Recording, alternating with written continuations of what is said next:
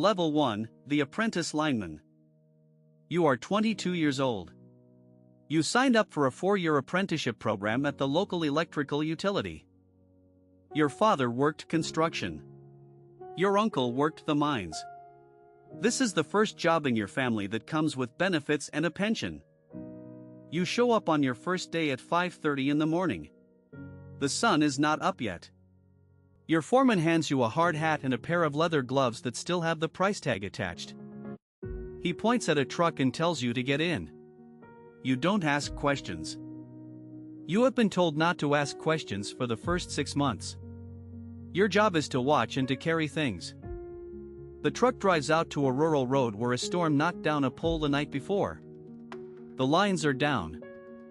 You stand at the bottom of the pole and hand tools up to the journeyman, who is 40 feet above you. He doesn't look down when he asks for things. He just extends his hand. If you give him the wrong tool, he throws it back at you. You learn the names of everything fast. A hot stick is not a stick. A pothead is not a head.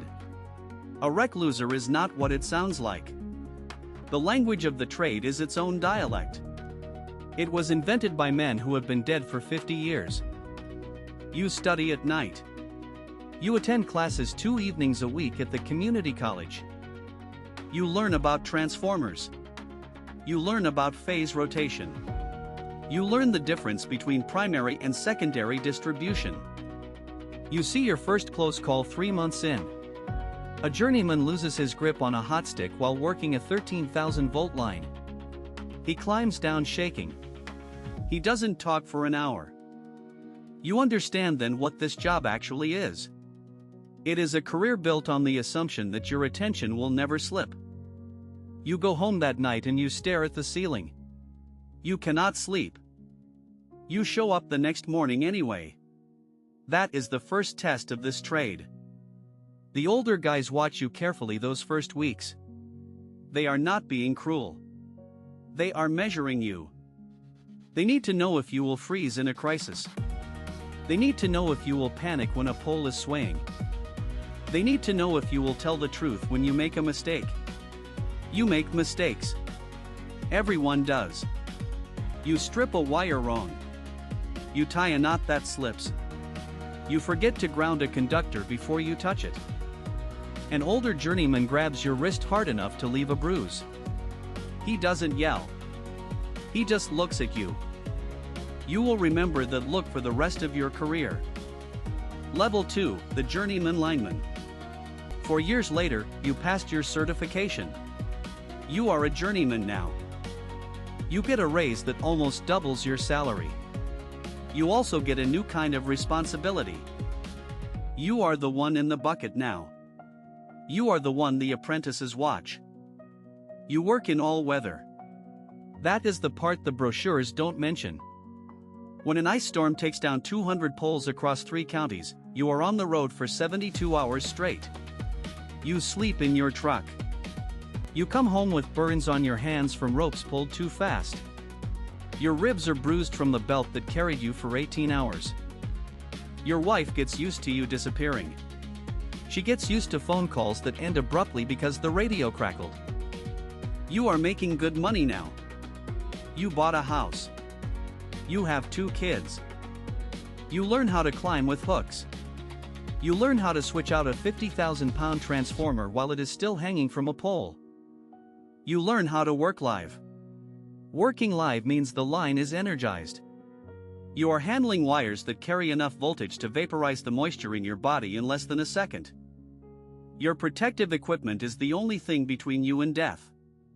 You inspect it obsessively. You have been to 2 funerals for guys you worked with. 1 fell. 1 got electrocuted. Both had families. You mentor an apprentice of your own now. He is 23 years old. He reminds you of yourself at that age. Level 3, the substation technician. You took a test. You transferred out of the line crew and into the substation department. The work is different.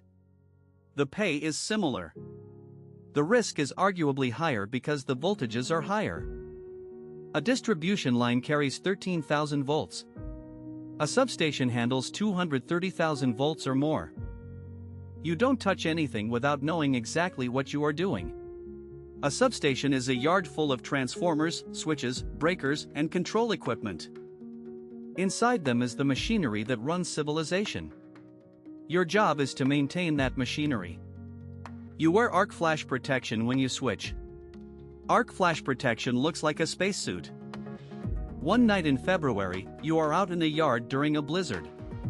The wind is blowing sideways at 40 miles per hour. You close the switch. The lights come back on across town. You drive home in silence and you don't tell anyone what you did. Level 4, the system operator. You got promoted inside. You walked away from the field. You now work in a windowless room in a hardened building in the middle of the state. You sit in front of 6 monitors. One shows a map of every substation, every transmission line, every generator in your territory. You issue orders over the radio to line crews in the field. You coordinate with operators in neighboring regions. You learn to make decisions under pressure that would paralyze most people. When a generator trips offline, you have 4 seconds to decide what to do. If you wait longer, the frequency starts dropping. You kept the grid up. Nobody thanked you. Nobody knew it happened. Level 5, the transmission engineer. You went back to school while you were working.